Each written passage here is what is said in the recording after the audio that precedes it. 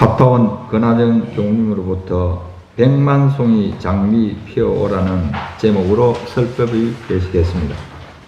반갑습니다. 반갑습니다. 제가 비싼 비행기 값을 들여서 동경이라는 곳을 갔다 왔는데 저의 그 비싼 값어치를 요만큼만 올려놨대요. 밴드에. 이만큼 올려놔야 되는데 요만큼 올려놔서 네, 이번에 여러분들의 덕으로 제가 동경교당 공부실에 잘 다녀왔습니다. 저희들이 여러분들이 이제 그 공부식을 옛날에 해보기는 했지만 외국에서 공부식을 한다라는 것은 정말 여러 가지 어려움이 많고 이제 그런 가운데 저희들 그 학년이 가서 한 일주일 전부터 간 사람들이 있고 저는 바로 금요일날 들어가서 토요일날 준비하고 일요일날 이렇게 행사에 진행해 돕고 그렇게 했는데 일본 동경교당 공부식을 치면은 그 교무님의 그 일본 교당 교화 역사와 그리고 교정원장님의 법문 말씀이 계시고 또 그 앞에 제가 의식 진행을 했고 또 축하 공연도 노래를 불렀어요. 열심히 준비해가지고 노래 부르고 마지막 한 몇십 초 아주 짧게 그것을 동경교당 교도님들 사랑합니다 그 액션을 그 이제 하라고 연습하라고 해서 했는데 제가 이제 메인에 서다 보니까 그것이 찍혀서 그거라도 올려주셔서 아주 고마웠긴 한데 다음에 여유 있을 때 여러분 동경교당 공부식을 한번 보면 그래도 여러분들 그 한 역사의 과정을 보고 듣고 공부하는 그런 시간이 되었으면 합니다. 우선 짧게나마 그 교무님의 동경교당 교화를 하시는 그 과정에 그 해고록에 짧게 앞에 하신 이야기가 제 머리에 굉장히 가슴으로 들어왔고 그 말을 들으면서 자신을 돌아보는 그런 계기가 돼서 오늘 이제 제목이 이거는 그냥 비유해서 제가 제목을 쓴 것 같아요. 백만송이 장미 피어오라는 이 부분은 그 동경교당을 갔다가 제 삶을 비교하고 또 이렇게 살아야 되겠다라는 그런 뜻에 좀 비유해서 이 노래 가사 제목이 생각나서 이렇게 정해봤습니다. 그 교무님이 첫 일본을 떠날 때가 부교무 생활 2년을 끝내고 첫 출가를가 부교무 생활 2년을 마치고 자산 종법사님 당시에 불러서 일본을 가라고 그래서 그때 갈 때 해주신 말씀이 첫 구절이 어린 너를 보내려니 마음이 짠하다. 첫 말씀이 그렇게 하시면서 오사카 교당은 작다. 작으니 큰 집을 짓거라. 이렇게 해주셨어요. 그러니까 저희 동창 김법조 교무 현재 일본 교부장님이세요. 남타원 김법조 교무님은 그 하명을 듣고 그 숙제로 생각하고 일본을 떠났습니다. 그때가 원기 한 3, 4년? 네, 1999년. 현재 지금으로부터 25년 전에 부교무 2년 마친 그 어린 어째 보면은 이제 걸음마하는 그 시절에 종목사님의 하명을 받고 떠나실 때 그 말씀을 하셨어요. 근데 거기에 집이 작다. 큰 집을 짓거라. 이렇게 이제 하명을 하니까 그 숙제를 안고 간 거죠. 호를 단신 아는 사람도 없고 언어도 되지 않는 그곳에 가서 그 곳을 여러분들이 가본 분이 계실지 모르겠지만 제가 그때 한번 다녀왔던 그 기억으로는 대지가 13평. 교당 대지가 13평이었어요. 건평이 24평. 제가 그때 그곳을 갔다가 와서 정말 우울증이 날 정도였어요. 일본이라는 곳은 뭔가가 이상하게 암울한 것 같고, 그런데다가 집이 13평이라고 생각해 보세요. 화장실에 앉으면 부딪혀서 볼일을 볼 수가 없어요. 코가 앞에 눈에 닿여가지고. 네. 그럴 정도 좁은 공간에서 그 일을 시작했습니다. 근데 이 교무님이 그 해고 다음에 다음 구절이 뭐냐면은 작다, 힘들다, 작다, 힘들다, 어둡다, 이 단어를 딱 내려놨답니다. 가니까 그랬으니까 작다, 힘들다, 어둡다, 이 세 단어가 생각났는데 그 단어를 내려놓고 정신을 딱 차려서 보니까 어떻게 마음이 돌아서냐면은 작지만 예쁘다. 그 집 하나하나를 천장까지 스스로 도배를 하면서 그 집을 갖고 보니까 작지만 예쁘다로 바뀐 거예요. 네. 힘들지만 기쁘다가 나왔어. 힘들지만 기쁘다. 그러면서 나보다 훨씬 더 많은 어려운 사람들을 봄으로써 스스로 겸손해진다. 그게 오사카에는 제일 동포, 그야말로 그 일제 치하에서 넘어오지 못하고 그게 남아서 오도 가도 못하는 우리 이 교포들이 거기에서 가난하게 어렵게 작은 공간에서 살고 있는데 그 그런 모습들을 보고 너무나 겸손해지고 그때부터 정신을 더 차려서 보니까 나에게 가진 것이 많더라는 거죠. 처음에는 보이는 것이 현실적인 거, 작고 힘들고 어둡고 이런 것만 보였다가 정신을 차리니까 아까 작은 것이 예쁘고 힘든 것이 기쁨으로 그러면서 다시 한 발자국 더 물러나서 보니까 내가 가진 것이 많더라. 그래서 해보다는 첫 줄에 그렇게 나오더라고요. 그러면서 법회 시간에 이렇게 이야기를 했답니다. 교도님들 몇 분 안 되지만 제가 가진 것이 많습니다. 이렇게 했더니 교도님이 교무님 돈 많아요. 이렇게 묻더래요. 가진 것이 많다고 하니까. 예, 시간이 돈이라면서요. 이렇게 했대요. 시간이 돈이라면서요. 저는 시간이 너무 많아요. 그렇게 해서 시간도 많고 또 제가 젊음이 있잖아요. 그리고 미모도 있어요. 그렇게 이야기를 세 번을 했답니다. 예, 시간도 많고 젊고 미모도 되고 그렇게 해서 밑들을 치니까 교도님들이 같이 웃으면서 그때부터 그 오사카 교단 교화를 시작하면서 뭘 하셨냐면은 계속 어려운 사람들 도와드리고 심부름해드리고 애기 엄마가 직장 가면은 애기 봐주고 그냥 그런 일들로 그 생활을 읽었는데 그 세월을 18년간 하고 오사카 교단을 큰 대골 같은 집을 봉부를 했습니다. 그때 제가 그 전에 가보고 봉불식에 가보고 정말로 기적 같은 일을 해냈구나 그런 이제 생각을 했었는데 3년을 거기서 새집 지어놓고 좀 편하게 살까 했는데 동경으로 다시 하명이 떨어져서 어쩌면 스스로 동경에 가서 다시 집을 보는데 2년 반 만에 81군데를 찾아다니면서 봤대요. 그 하나 보는데도 일주일씩 걸릴 만큼 모르는 동네를 지도를 놓고 어디에 가장 접근성이 있는지 교당하기 좋은지 또 우리 공적인 일을 볼 수 있는 거리가 있는지 관광객들이 왔을 때 어떤 그런 연결을 가지고 집을 보는데 81군데를 2년 반 동안 그렇게 해서 보고 이 집을 골라서 이번에 동경교당 봉부식을 했다는 거죠. 그분의 마지막 구절에 이렇게 나옵니다. 정말 남을 위해서 그냥 돕고 도와주고 헌신하고 봉사하고 오직 그 일만 했는데 봉부식을 하고 나니까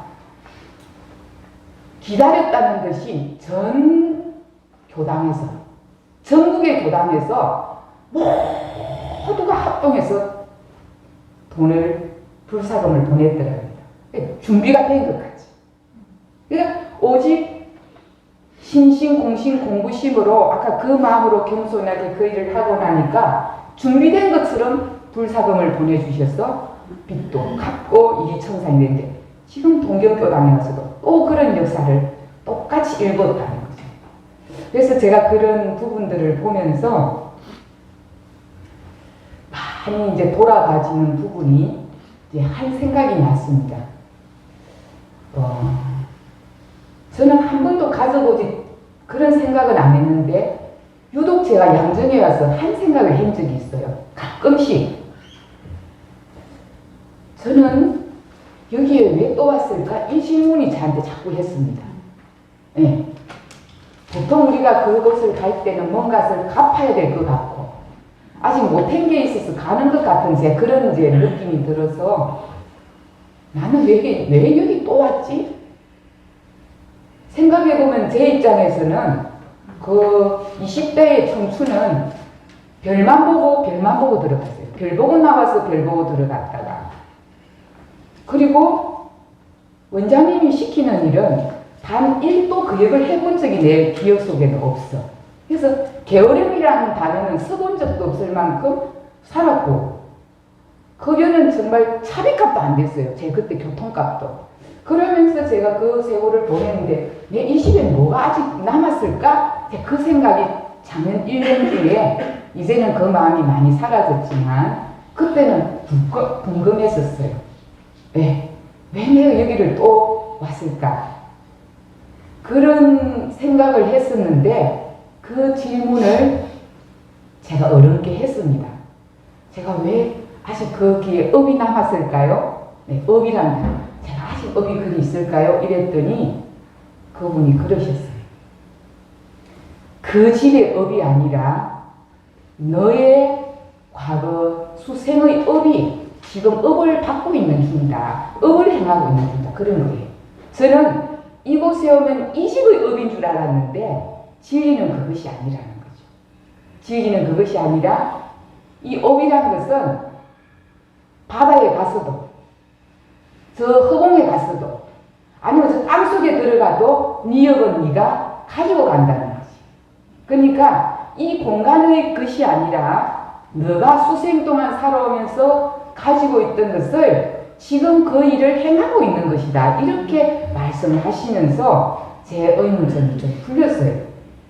저는 이제 이 공간을 놓고서 이거 왜 또 왔을까? 또 왔을까? 이런 이제 그런 부분이 이렇게 생각이 들었었는데 이런 생각을 하면서 오늘 여기에 있는 인과품 9장 본문을 제가 한번 공부하게 됐습니다. 다시.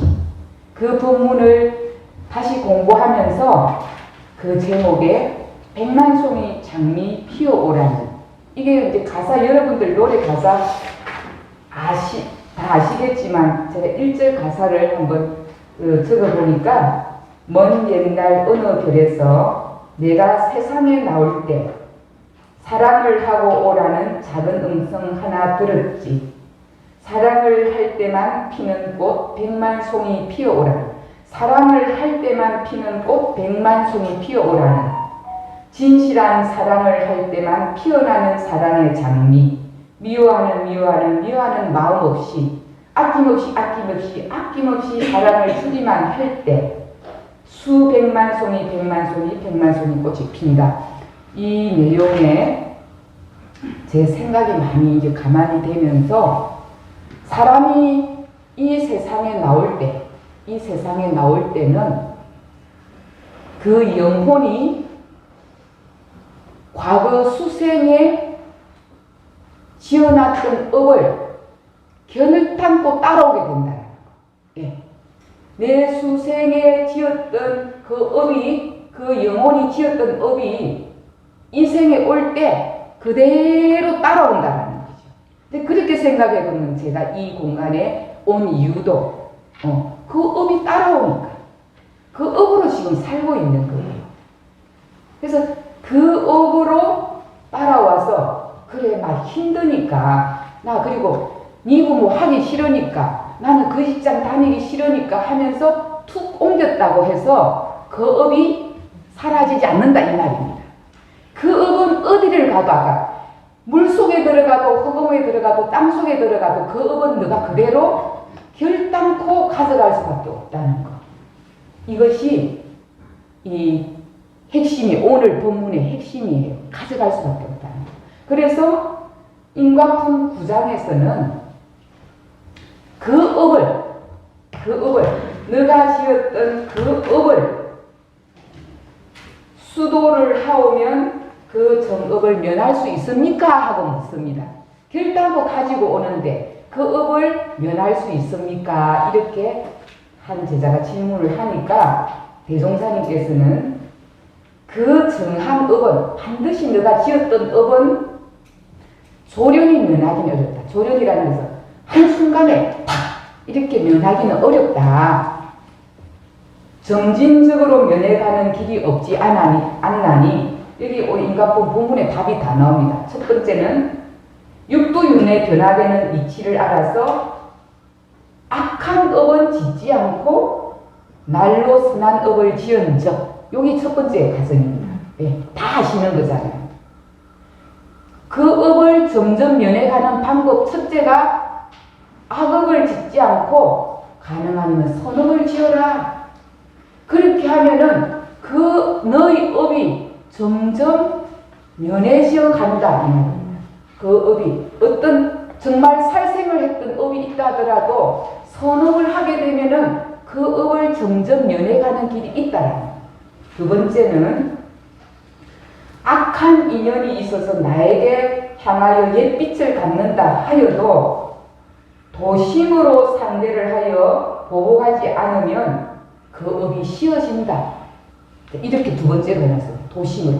내한테 인연이 탁 악연이 오더라도 그것을 도심으로 해서 상대를 하면은 그 업이 씌어진다.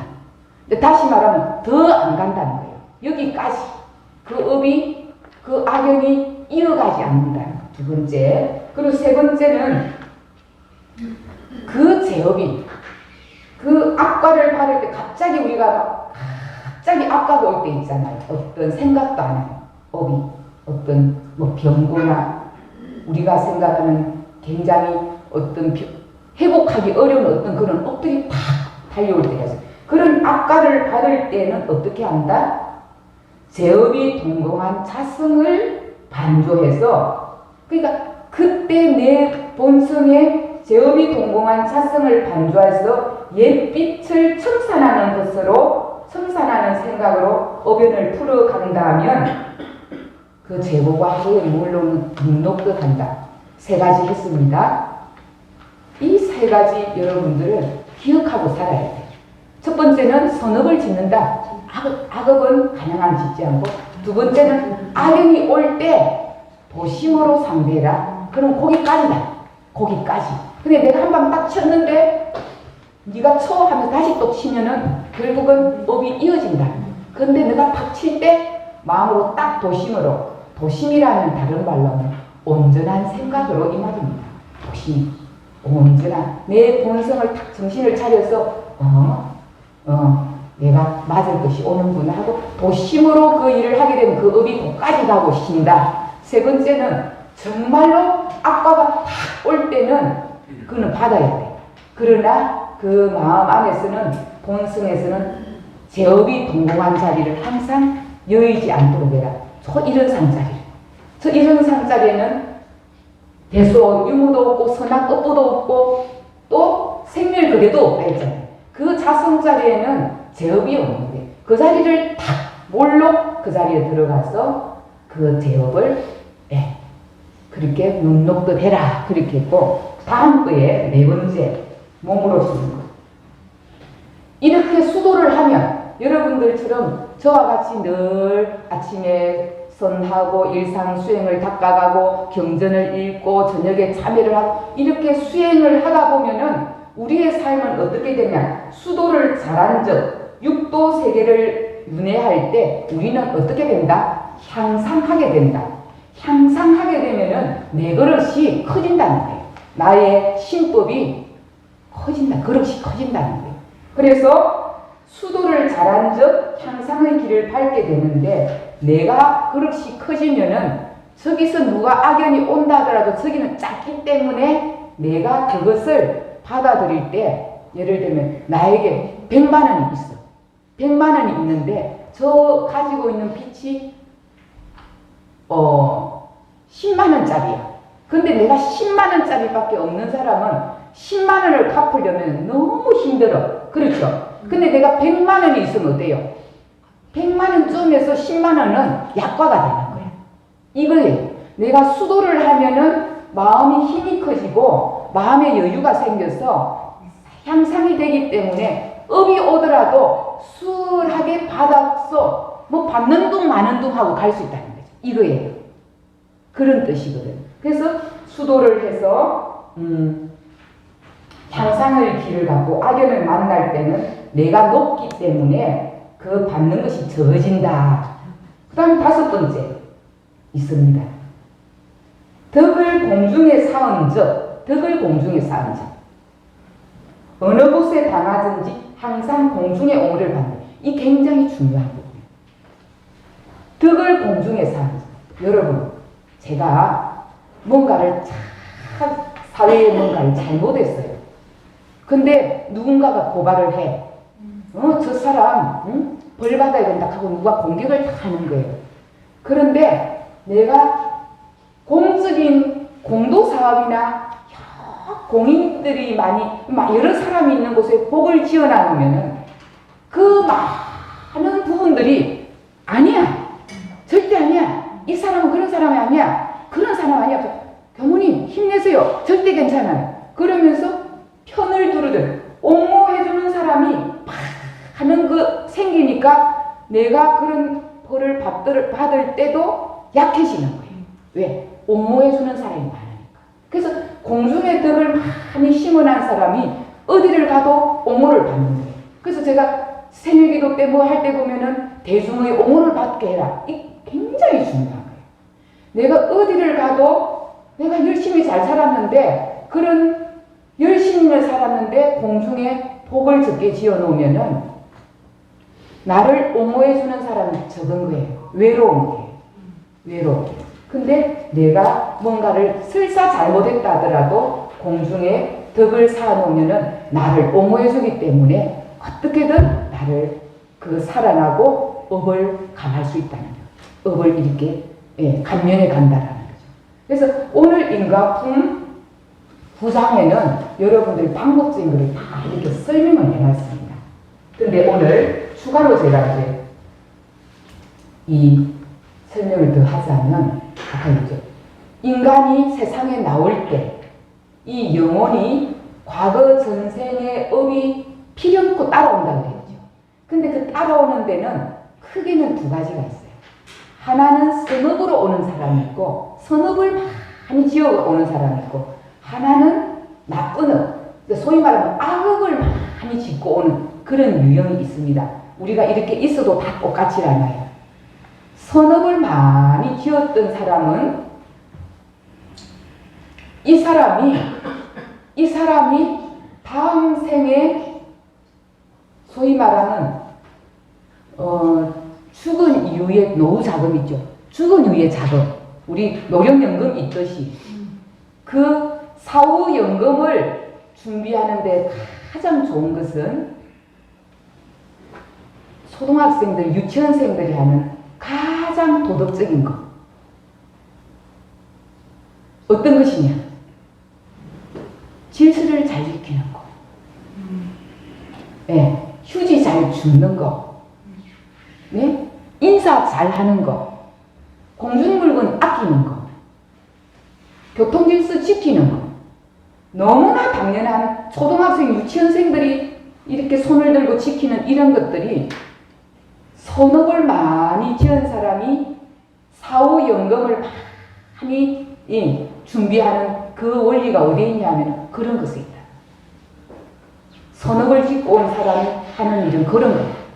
그런 거에다가 또 더하기 무엇이 있냐면 내가 가진 것 주는 것, 그리고 남을 배려하는 것, 내 것 나누는 것, 봉사하는 것, 이게 선업을 많이 가져온 사람이 할 때 사후의 연금이 아주 든든하다는 거죠.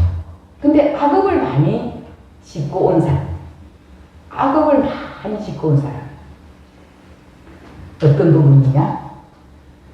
나는 왜 이곳에 왔는가? 나는 왜 저 사람하고 사는가? 나는 왜 저런 형제를 만났는가? 나는 왜 저런 상사를 만났는가? 삶에 있어서 인연들이 제 각각이 뭔가가 고달픔. 이 고달픔을, 고통의 시련을 감수하는 것이 영을 청정하게 하고 나의 그 업을 감해가는 거예요.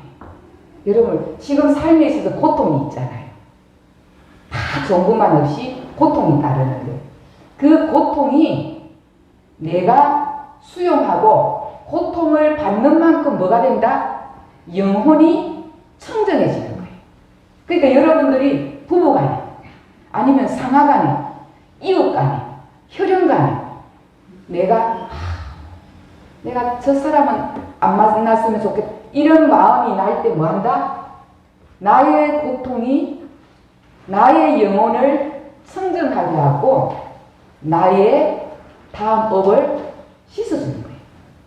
고통을 통해서. 고통이 있어야 그 업을 감하니까. 그러니까 우리가 살면서 고통이라는 것, 힘들다라는 것은 나의 영혼을 맑게 해주는 거라 생각하면 이 백만송이 장미를 피우는데 여러분들은 모두가 동참할 수 있다는 거죠. 네. 백만송이는 사랑을 할 때만 핀다 그랬잖아요. 비유해서 사랑할 때. 미워하는 마음 없고 아낌없이 없고 대가 없이 그저 주기만 할 때 피는 것이라 그랬으니까 저 양반은 왜 저거를 좀 못 고치나 이런 마음이 날 때 뭐한다? 그 고통을 내가 안고 도와드려야 돼. 그 고통을 내가 안고 도울 때 그때 한 송이 꽃이 피는 거지. 한 생이 꽃이. 그래서 우리는 고통을 통해서 꽃을 피워야 되는 거예요.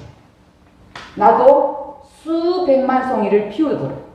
여러분들이 삶이 좋으면 좋은 대로 아까 선한 업을 짓고 선한 생각을 하고 작은 거 하나 교통질서 하나 지키고 공물 하나 아끼고 내가 봉사 하나 하는 것이 그것이 나의 영혼을 성장시키고 향상시키는 거라고 하고 했고 그 나머지 고통과 시련이 올 때는 그것을 감수하면서 내가 받을 때 거기에는 영혼이 맑아진다 했으니까 여기에 여러분들이 백만송이 꽃을 하루에도 4개씩 피울 수가 있다는 거죠. 내가 원망하고 제가 그랬죠. 야, 왜 그럴까? 나는 왜 저 사람을 만났을까? 이렇게 하기보다 나의 저 사람의 영혼을 내가 내 고통으로 인해서 나를 맑히고 상대를 맑혀주는 거예요. 그러니까 우리의 삶이 사의 삶이 우리가 신중할 수밖에 없어. 근데 우리는 때로는 살다 보면은 이유 없이 도대체 이해할 수 없는 일들이 생겨. 왜 이 일이 나에게 올까? 왜 하필이면 나에게 왔을까? 왜 하필이면 저런 부모를 만났을까? 왜 하필이면 저런 자녀가 내 머릿속에 나를 힘들게 할까? 이 모든 것들이 이 오늘부터 만약에 그렇게 물론 살았겠지만 혹여 인연 따라서 그런 인연이 내 마음속에 있다면 너가 나를 꽃피워주는 존재고 나의 영혼을 밝혀주는 존재구나. 그렇게 생각을 해보면 우리가 오늘도 백만송이 장미를 피워서 내가 저 그립고 아름다운 내별나라로 갈 때 정말로 기쁘게 웃으며 미소 짓고 갔다가 사후 연금을 많이 장만해 놨기 때문에 다음에 올 때는 또 선한 업으로 온다는 거죠. 육도 윤회를 할 때 향상이 돼가지고 이게 우리가 이 업을 면해가는 이 과정, 업을 점점 면해가는 거, 점점. 이 점점 면해가는 그 예화가 한 가지. 방금 몰로 자성자리에 제업이 동공한 자리를 봐라. 이 부분에 대해서 한 예화가 여러분들, 저는 그 백은선사 이야기 여러분들 많이 들었을 거예요. 백은선사. 백은선사가 아주 존경받는 일본의 그 선성이었단 말이에요. 이 백은선사. 근데 이 백은선사가 정말 존경받는 그런 선사로 사는데 어느 날 이웃에 아랫마을에 사는 생선가게 주인 아저씨가 그 집에 딸이 하나 있었는데 그 딸이 갑자기 처녀가 아기를 낳은 거예요. 처녀가 아기를. 그러니까 처녀가 아기를 낳았으니까 그 부모는 팔딱 뛰겠죠. 그 시절에. 그래서 도대체 이 아이가 누구 아이냐 하고 이렇게 막 공격을 하니까 딸이 너무나 겁이 나가지고 저 백은선사 아이입니다. 이렇게 된 거예요. 백은선사. 근데 만약에 우리 입장에서 그랬다 할 때 이제 업가가 하나, 뭐 업이 하나 꽉 온 거죠. 예.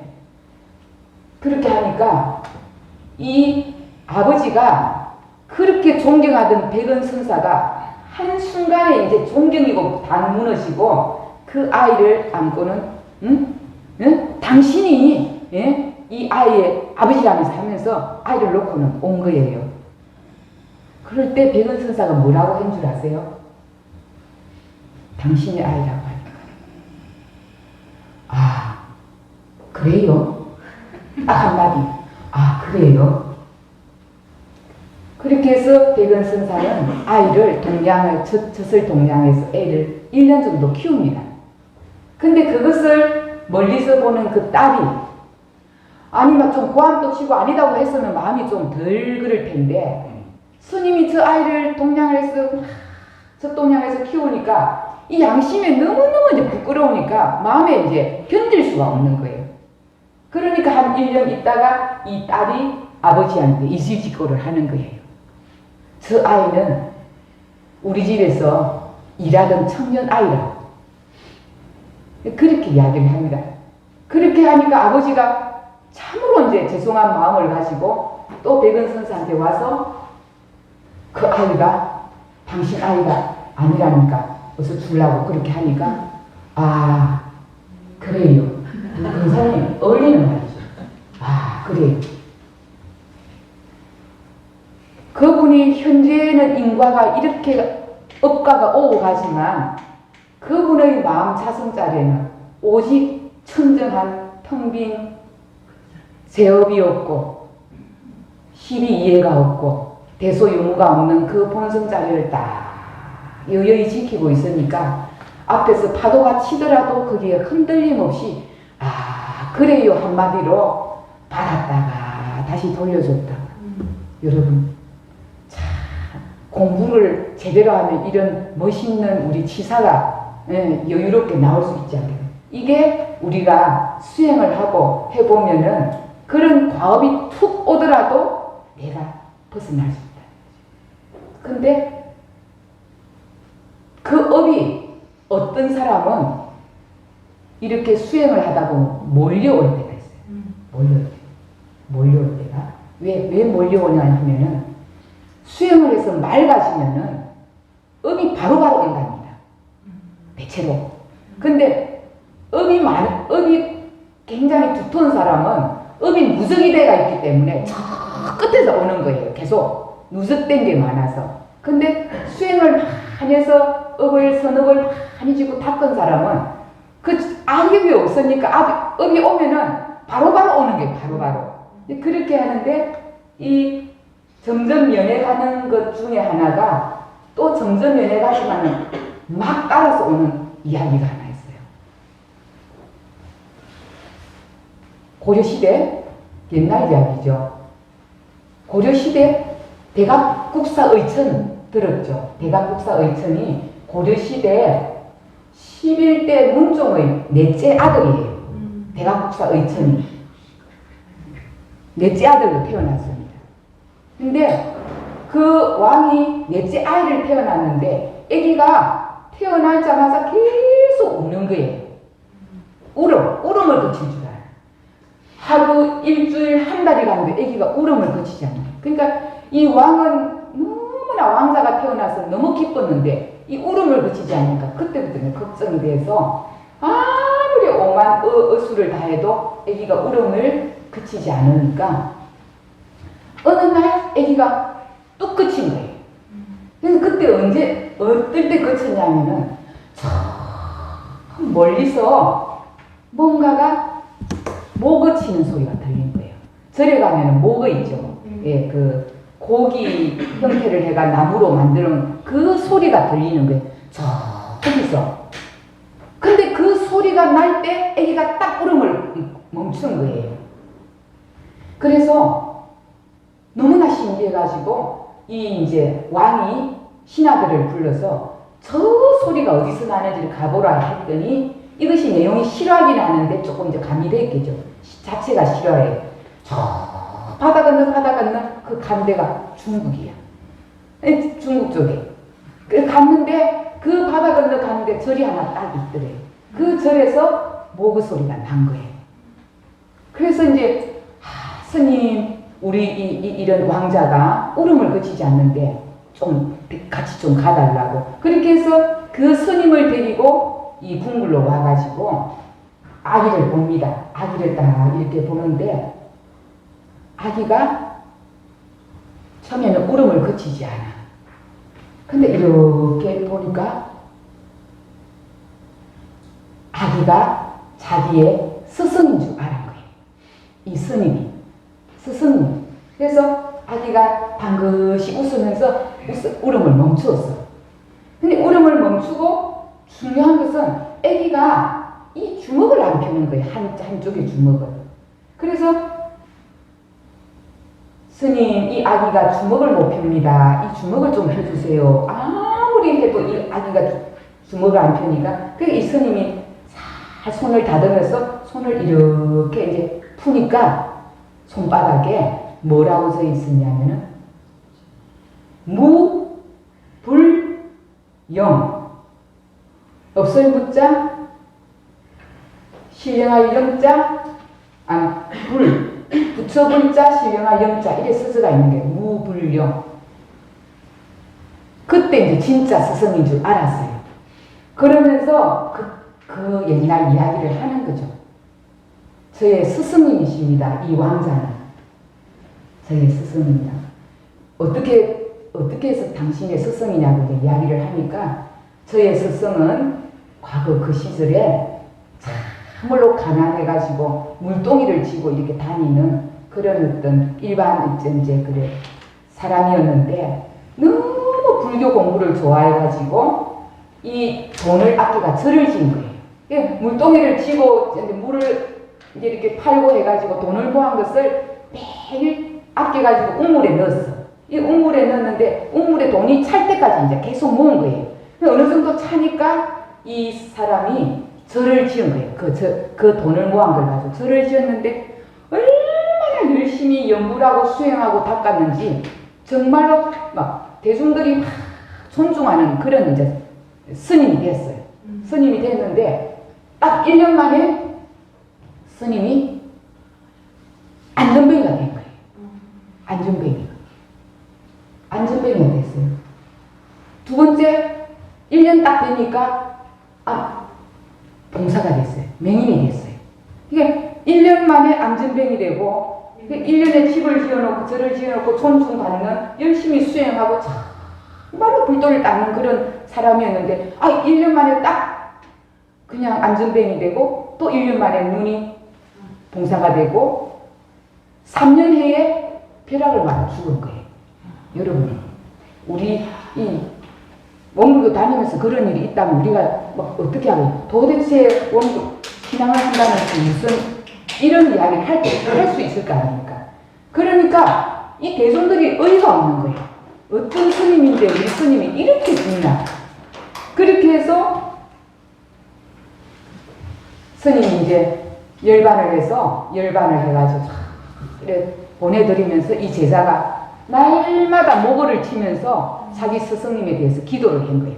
모거를 치면서 우리 스승님이 참 근데 그때 손바닥에 그 스승님에게 이 무불령이라고 지어주면서 무엇이냐면은 부처님의 영험은 없다.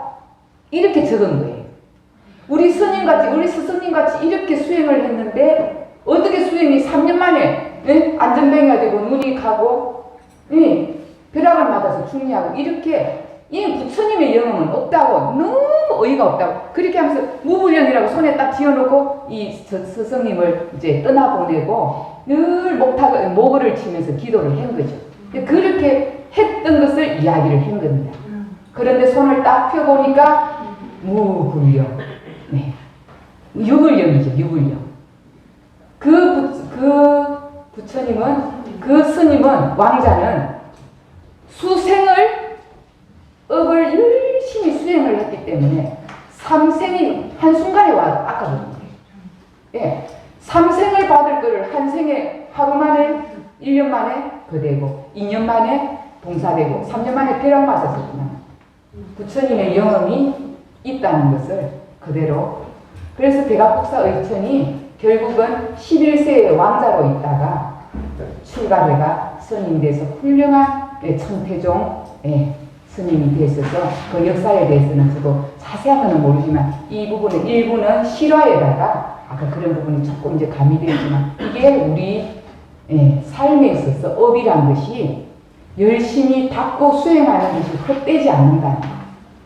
반드시 점진적으로 면해가기도 하고 열심히 수행해서 살다 보면 왜 이렇게 업이 갑자기 몰려오지? 여러분 그럴 때 있잖아요. 엎치고 덮치고 겹치고 그런 부분들이 그냥 올 것이 오는데 좀 빨리 오고 그럴 수 있으니까 오늘 인과불구장처럼 계속 선업을 짓고 또 하나는 가능하면 늘 마음의 도심으로 행하고 세 번째는 늘 자성이 동공한 그 자리를 항상 지키고 여의지 않고 그리고 수행을 해서 내 그릇을 키워놓고 그 다음에 공덕에 많이 쌓아서 그래서 우리는 날마다 백만송이 꽃을 피우는데 고통도 꽃을 피울 수 있는 것들이니까 여러분들이 받아들이고 우리 처음으로 돌아와서 일본 동창 경님이 그 어려운 곳에 이 사람이 출가하기 전에는